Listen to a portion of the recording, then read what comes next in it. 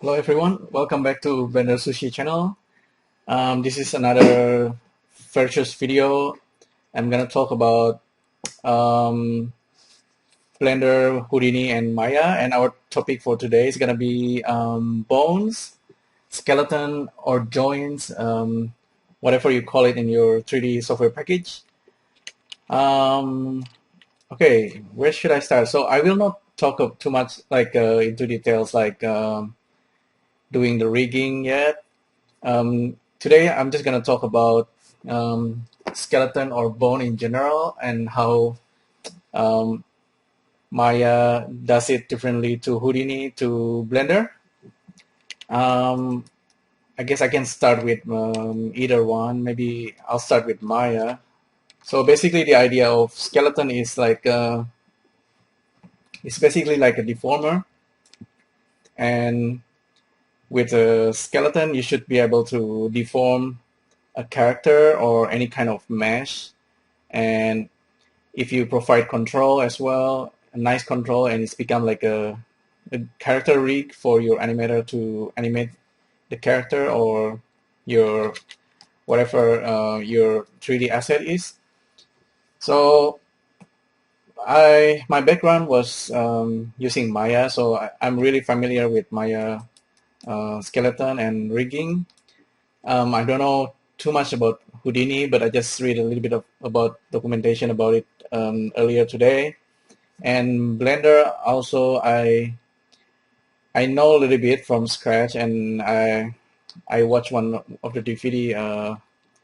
Is that the Human Rig DVD for Blender? That's probably the only Blender rigging tutorial. There's probably others, but that's one of the best, I think. Yeah, skeleton in Maya. Let's start. In Maya, skeleton is called joints because it's really in Maya the skeleton is not. It doesn't have head and tail, unlike in Blender or Houdini. So when we create joints and draw joints like that, it's each one of these is a two two joints will create a like a skeleton or bones. Yeah, so just now I just draw the skeleton joints by clicking on it, and it's create this hierarchy. Also, the hierarchy things it's special in Maya, I guess. We can select all these joints and then shift P to unparented. Now it's become a single kind of joint, and it's totally up to you how you want to what you want to do with the joints, really. um, let's say I'm creating like some kind of mesh. Let me try using curve. Let's see if this actually works. Create curve tool, CV curve tool. That should be okay. Let me draw something by snapping the curve into this guy. Okay. Maybe I'll have like a nerve circle, and I'm gonna loft it along this curve. Let's see if this still work. I haven't done this for a while now. Modeling curve surface. Lofting. Okay, loft. Let's see what's the default give us. The default give us not what we. That's actually not lofting. Maybe it's called something else. Extrude, loft, planar, birail.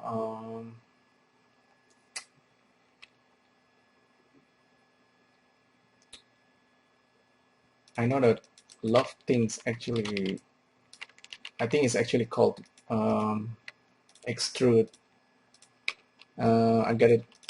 That's actually lofting. So that's what we need is extrusion, curve, surface, extrude along path direction. Okay, set it at path and create a tube. Well, I don't know, I think I have to snap this to the curve.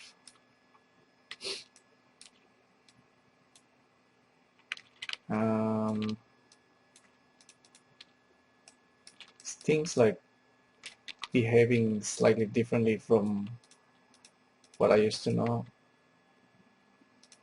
So let me check. Surface lofting, revolve, select curve, isoform, and select path last. Okay, select this guy and select this guy. Okay, there you go. That's what I want. Now I can maybe display the joints, X-ray the joints, select all the joints, and then skin it.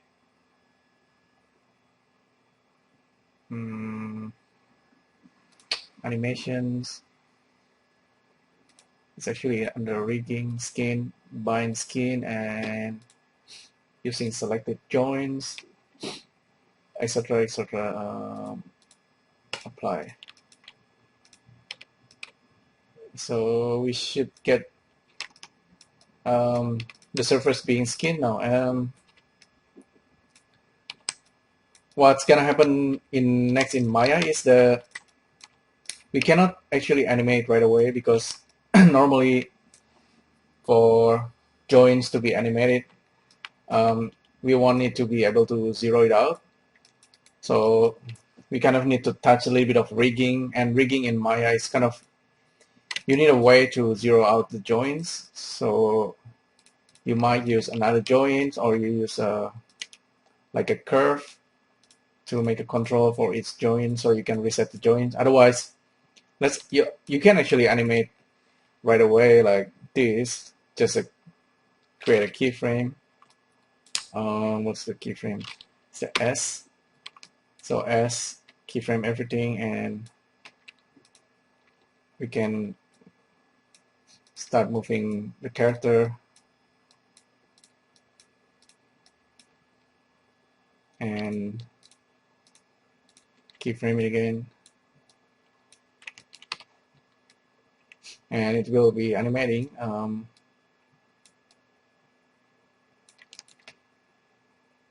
Although from what I know, wait a minute.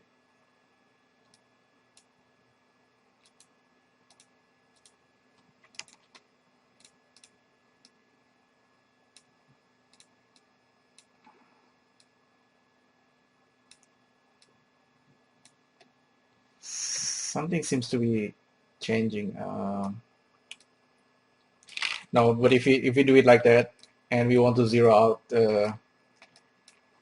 we want to reset the character, we cannot do that because we didn't have the default. So if we zero out the joints, it's gonna go back to the center of the world, because that's not how Maya works. You probably need to create like a group, perhaps, and then you create like a control, like a curve as a control object. That's how Maya actually works.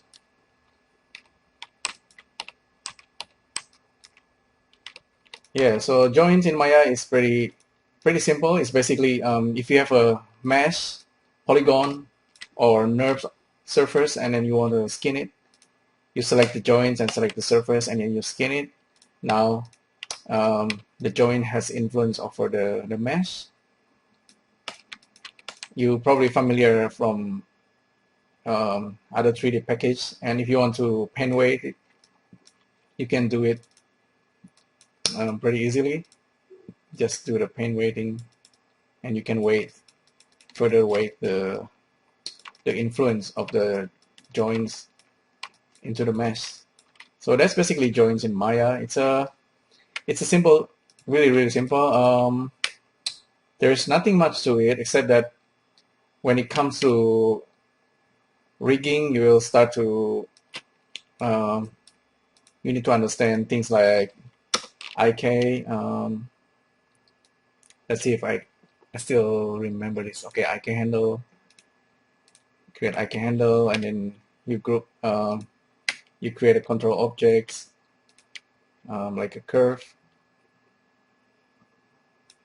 whatever, just maybe that circle, let's put it over there, and then parent the IK handle to the curve, and now we have control, but the curve is not 0, so we need to group, we need to create another group, and then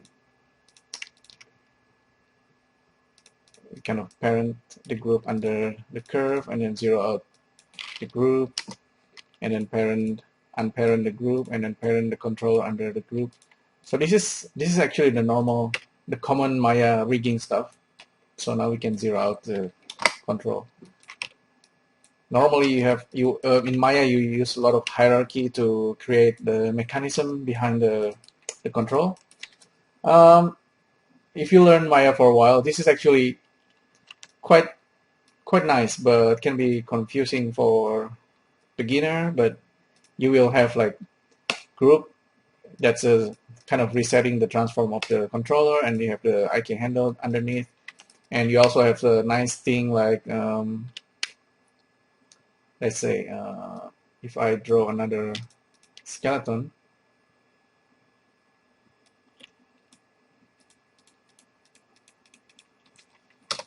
let me change the color of the background. Okay, we can also have things like where's the other one? IK spline handle, and IK spline handle, let's reset the tool, auto create curve. We can create a control like that, and then now we have this curve. Modify center pivot, and maybe we can cluster the curve. Find menu, cluster, select cluster curve. Okay, select cluster curve. Now we have control over the curve, and we can move the bone. So this kind of useful to animate like a tail in the IK inverse kinematics kind of way. So that's Maya. I'm pretty familiar with it. Let's have a look at Blender real quick. Switch to Blender. Blender Bones. So far I know the basics. There's only a bunch of video tutorial. Actually, there are more, but I want to have a look at the Blender Bones and get to know a little bit about it. So what's different about Blender Bones? So by default, if you want to create a bones, you need to create these objects called armature. So the bone system in Blender is basically like armature is like kind of like an object, okay?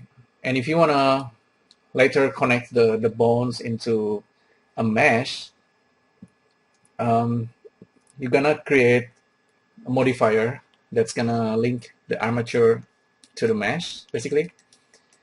And the bones in Blender is quite different because if you want to edit the bones, unlike Maya, you have some kind of flexibility because this is an object is in itself, and if we hit tab and goes into edit mode, we can actually draw the bones just like drawing polygon edge. You can continue growing the bones. It's really flexible, and you have all the control like orientations or things like that. But what's really cool about Blender is when it comes to animations, you actually don't need to worry about resetting the bone or to have the bones stay at to ensure the bones have like the reset position or rest position, because Blender handles that internally. So what you see here is like kind of like the rest positions of the bones. You can make changes to the bones at any times. And when you want to animate it, you don't animate on the top level. You actually goes into the pose mode. So armature object has a special mode called pose mode. And now if we select the bones, it's like a blue color. Now we can start animating the bones right away. So I don't know, maybe I keyframe the location, rotation, and scale for every bones, and then I don't know, maybe I can just start animating this guy. This is like a kind of like a motion capture stuff in Blender. We can go to the next one. You know, makes kind of a really random kind of movement.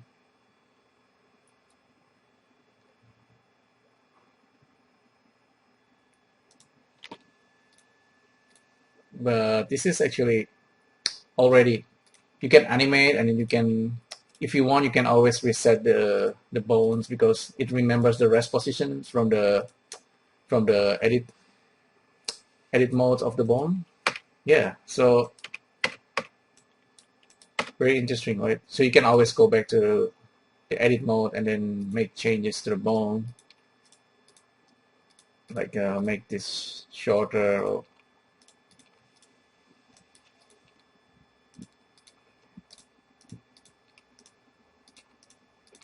something like that. And then you still have the animations, and then you have this bone character.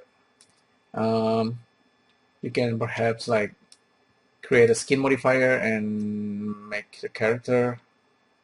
Yeah, so that's a quick look at the bones. We haven't done the skinning yet. Maybe I'll show you real quick. But there is also another thing in Blender. It's if you want to draw the bone, there is a skeleton sketching. When I found out about this, it's kind of really interesting. It's basically, with that thing turned on, we can kind of draw the bone like just like grease pencil.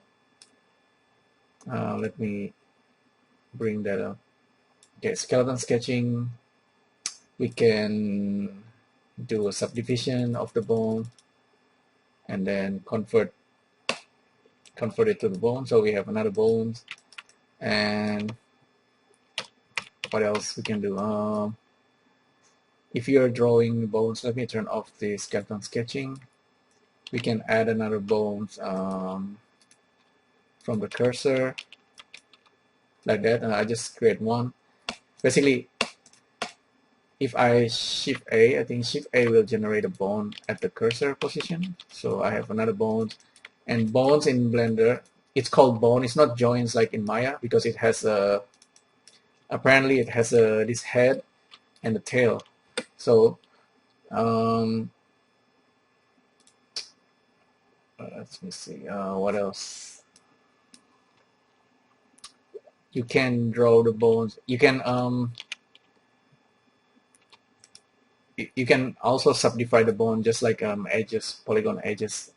You just extrude, click on subdivide, and then set how many you want, and then you release it. So I found it really interesting. It's different from Maya, and in fact, if you, let's say you want to do like an IK stuff in Blender, it's also different. If I let me try doing it. Let me try quickly make like an IK setup.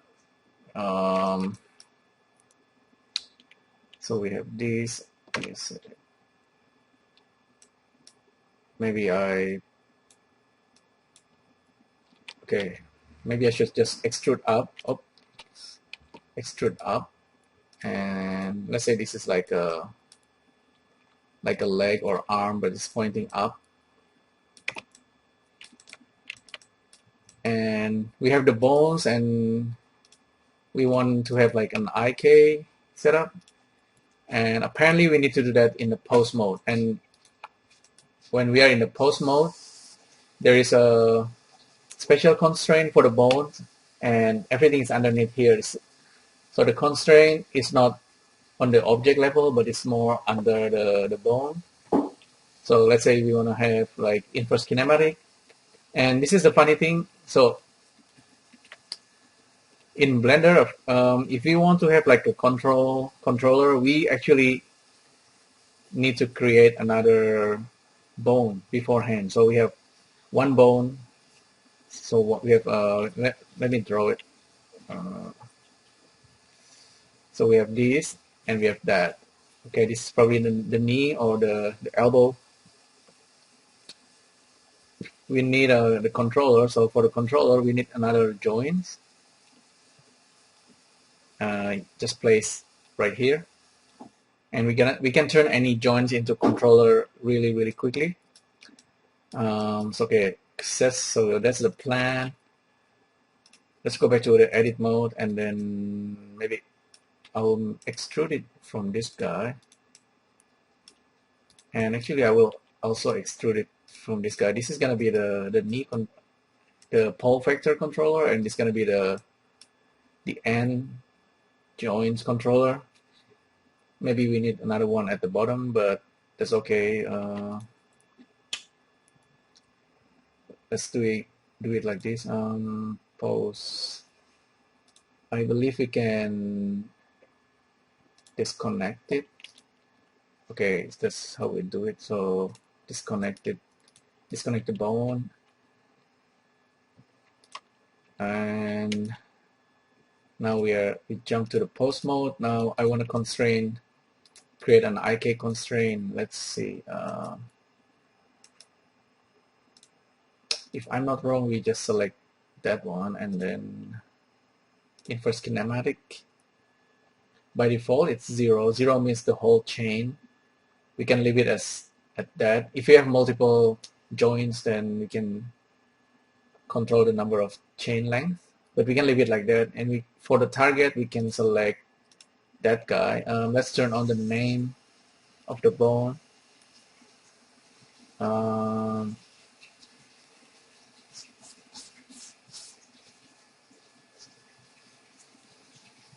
Turn on names. Okay. So that's bone number 2.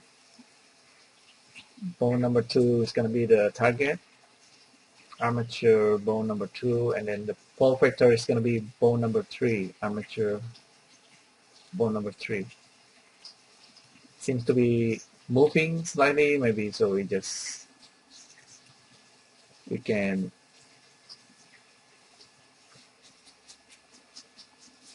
move the pole angle.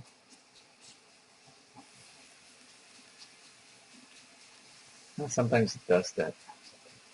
Maybe I should totally unparent this guy. Go to edit mode and disconnect that. Maybe I should just get rid of the parenting there. Back to pose mode. Now let's have a look. Okay, that seems to be working. The pole angle 0? No, minus 90? Maybe 90. So that's kind of right. Okay. So that's a normal IK kind of setup. If you wanna have like a controller, you can create maybe like curve, or let's say I create like a torus, and for the bone edit mode, I can maybe turn this guy into that torus.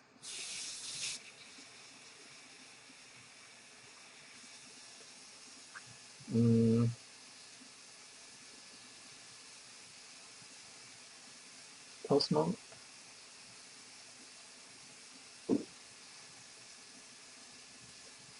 bone constraint, display custom shape. So I can select the torus, and for this guy, I can have maybe monkey.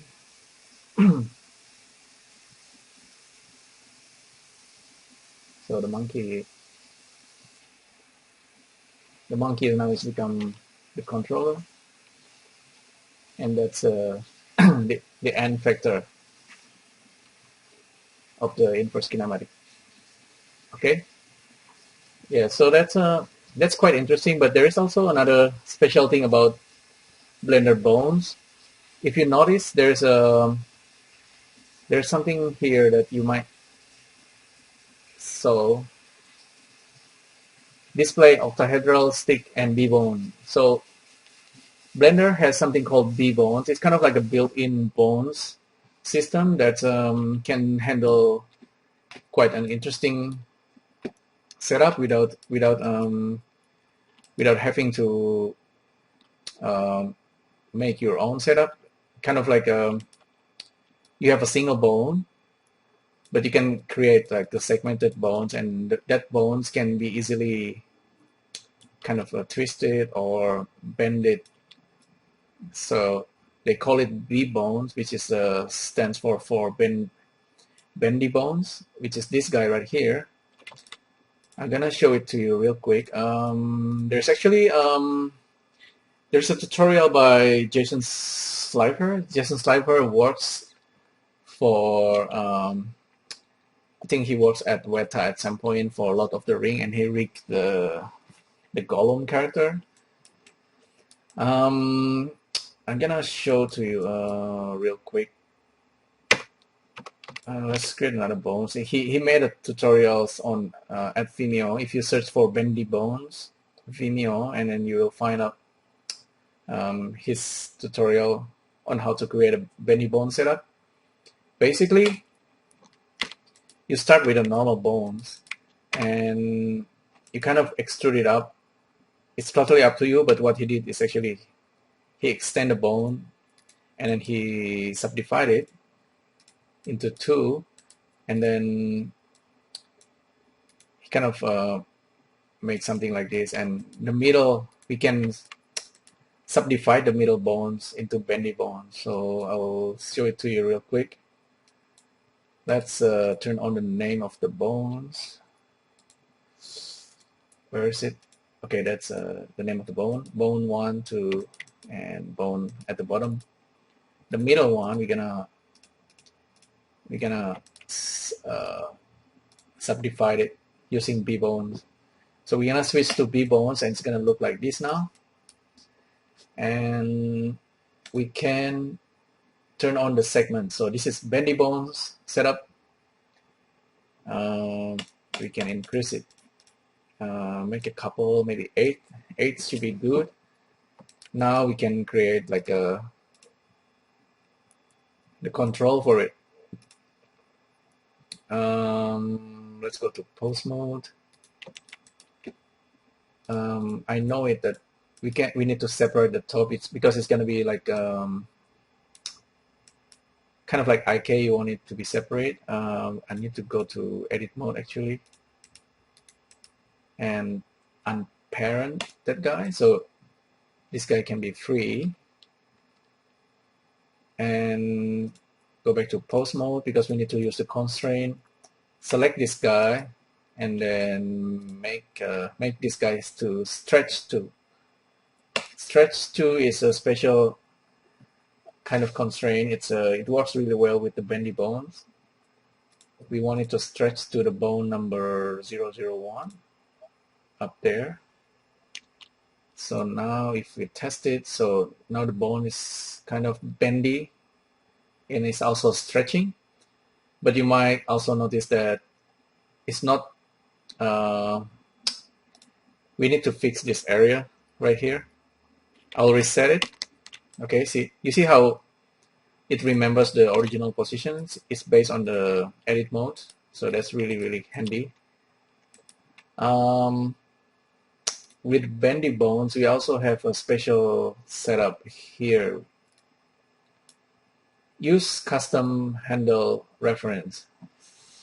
So apart from this scale in, scale out, ease in and ease out, play around with it, find out what it does. But we can also have this custom handle reference. The in is gonna be the maybe the top or the bottom. Let me try. The ins, I think it's the bottom, and the out is the bone number 1. Once we've done that to this bone, okay, this is the bendy bone, while the rest of them is kind of like the controller. But there are also a bone. We can now have this bendy kind of setup. Let's see, it's bone. This should be bone. Oh, sorry. I think I did it wrong. This should be bone, and that should be bone number 1. Okay, so now it's working really well now. The bottom part, that's the bottom part. That's the top part. Yep. That's should be good. Okay. Now that we have the simple bendy bone setup, this is just exactly like what's been shown by Jason Schleifer. Let's create a cube, for example, and then just reset the position. I'm gonna do a quick skin modifier.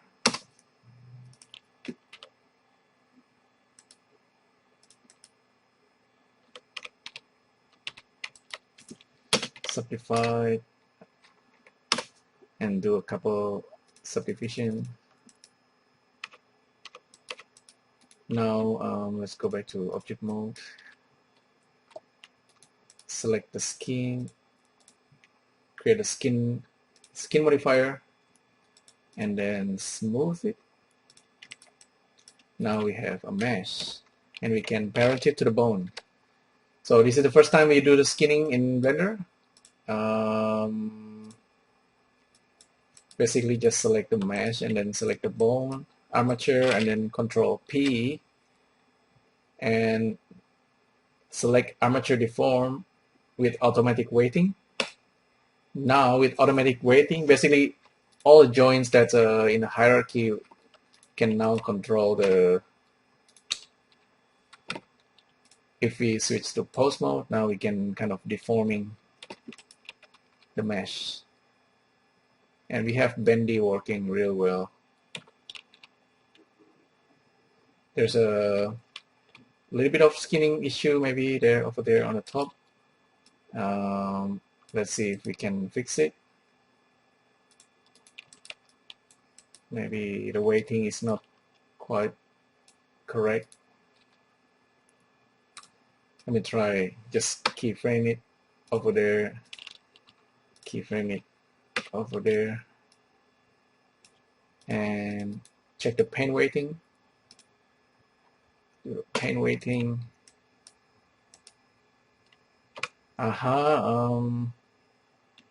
Apparently the order might be wrong. Skin, subsurf, and armature. Okay, armature should be at the top.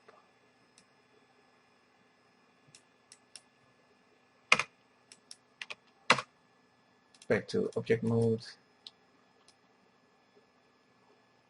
It's actually better, but I should have maybe applied this deformer before I do anything. Reset the position, apply the skinning, and let's check. Okay, you're still doing that.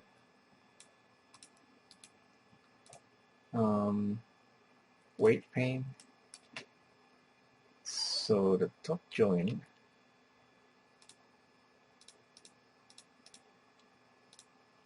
might need to smooth.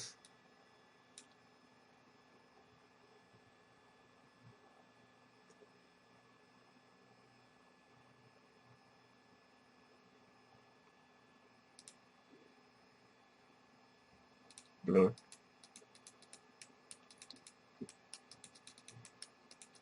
Yeah, I haven't done much of actual skinning rigging in Blender. It's kind of like my first time. Yeah, that's probably better.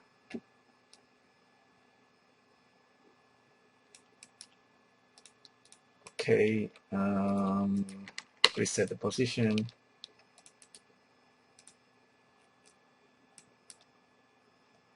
Clear the keyframes.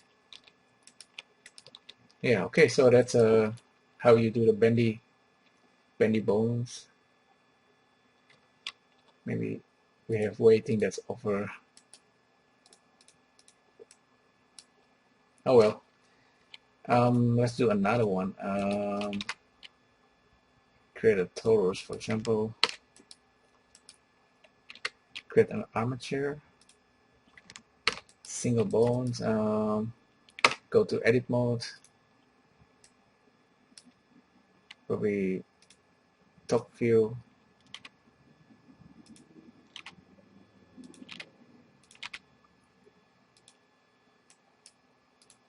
And parent this guy. Keep offset.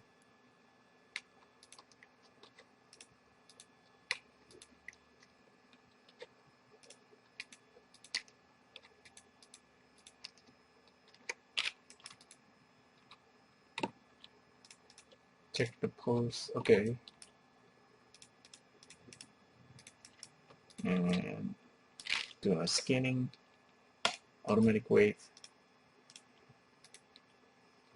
Okay, seems to be working okay. I just want to show you that you can do something like this. In Blender, the rotation is quaternion by default. With quaternion, you can actually do animations where, let's say you have the joints like that, and you want to do this kind of slinky kind of animations. You can do that using Blender animations because of the quaternion. But anyway, I want to show to you that you can turn on the recording and then do a playback and then maybe make this guy move like that.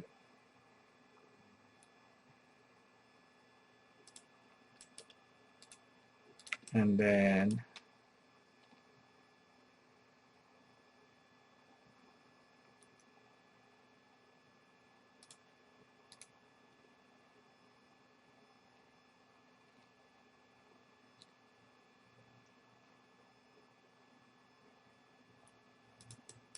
so yeah, that's funny animations you can create using Blender. But what I'm trying to show you is it's really fast. I think the Bendy Bones is really powerful, and also kind of the system we have here, where the controller and the bones is actually the same objects. It's very powerful, and you also have this grease pencil, and you can draw and animate, and you have all this kind of interesting sketching. Now let's switch to Houdini. In Houdini, when you're doing joints and skinning, I think it's a little bit complicated. They have the auto rig set up, and everything is pretty much procedural, so it's really, in one side it's really powerful, and the other side it can be really complicated again. So I don't know how complicated, but this is their rigging shelf, and you have the bones, the usual bones, I guess. If you have a look here, so the hierarchy is got created on the object level. Underneath is a controller, and there's a points. Interesting. Houdini is always really quite interesting. You can create bones from curve apparently, so that's that can be handy if we create a curve. That's a Houdini curve objects. Inside it we have a curve, and we can turn it into a nerves, for example, and switch back to the rigging bones from curve. Select the curve object for the bone chain, then press enter to complete. Press enter. We can control the number of bones still. That can be handy. So there's muscle, similar to Maya tried to do muscle. There's a capture geometry. I think capture geometry is actually skinning or do the pen weight. Assign a mesh into the bones. That's basically, it's called capture geometry in Houdini. So if we create a torus, perhaps a torus, I don't know, I just feel like using torus today. Something like that. Doesn't matter. We have kinematic chop. Okay, that's that must be the curve thing. That's all right. I think I can delete one of the bones. This is the bone hierarchy I can delete. Let's do a skinning. Rigging, capture geometry. Select the geometry, then choose an operation to perform. Select the geometry and capture geometry. Select the root object of the capture hierarchy, then enter to complete. Select the root object of the capturing hierarchy, then press enter. I think that guy, then press enter. So now this object should be skinned, but you might notice that the bone weighting is not correct. So the weighting in Houdini is interesting. It's you're using like a kind of capsule. So edit capture weight. I think that's how you do it.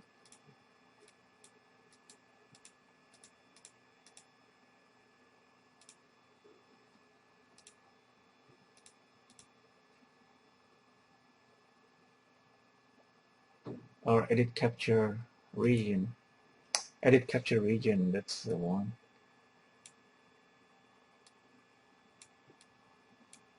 So you can see this kind of capsule, and then maybe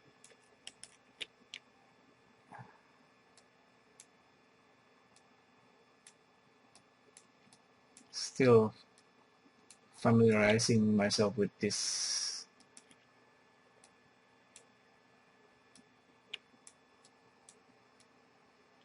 Yeah, I can see where it can be quite powerful.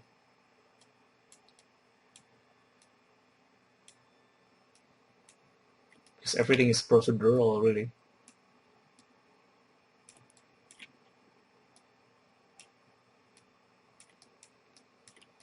Maybe Maya one should be behaving more like this.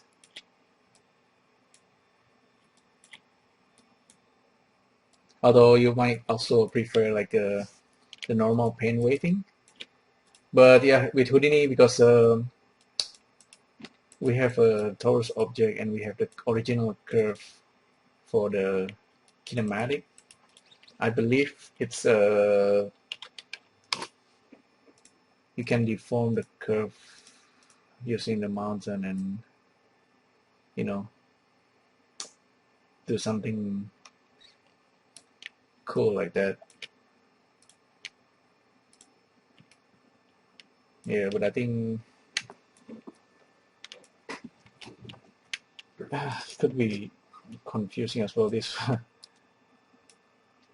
let's delete the chain, and if I delete the chain, that guy just disappeared. Let me check. So apparently inside the torus, now we have this torus object deform, capture override, torus object capture, which is for the weighting. I guess let's delete all that. Go back to original.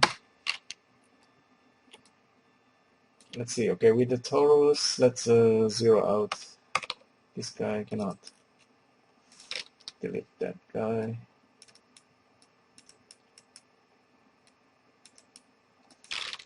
Delete the curve. Jump into this guy. Wonder why this got locked.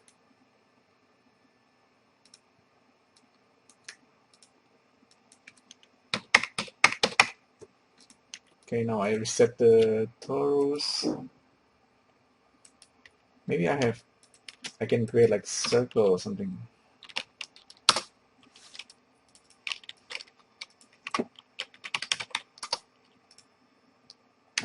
Circle. So you're gonna be next curve. The plane's gonna be XZ. Radius like that. Arc open. Now if I use the bone from curve again, I can select the curve object, press enter. Now we have bone like that,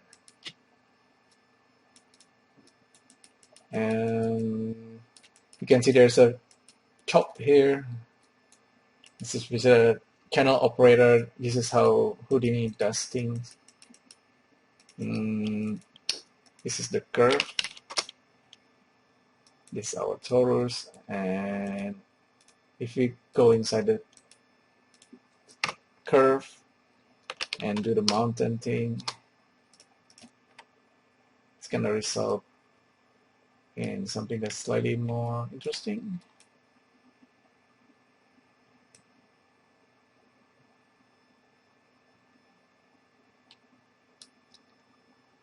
But I need to skin the object first. Skinning. Capture geometry, select the geometry object to capture, and then select enter to continue. Select the root object of the capture geometry. What's the root object? This guy. Now it's been skinned. Although again the skinning is not perfect, but that's okay. It's just like a quick test. Do the mountain thing. Okay, I guess I can see how it could work quite nicely if I'm thinking like Blender and animation nodes or sphere chalk, and then if those add-on can do armature and bones, they can do something like this. It's gonna be really interesting to see that happening in Blender. But yeah, that's interesting. I'm gonna save it. This is bone and curve.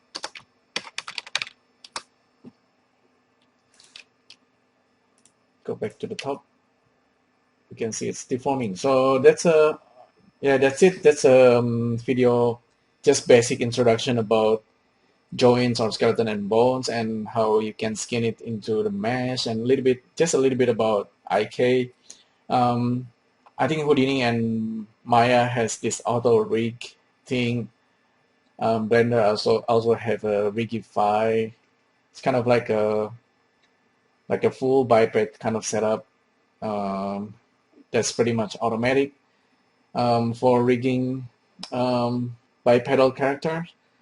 That's probably something that we can look at some other points, but yeah, so that's a quick rundown about skeleton and bones and joints in Blender, Maya, and Houdini. Thanks again for tuning in to this video. I guess I'll see you next time. Thank you. Bye.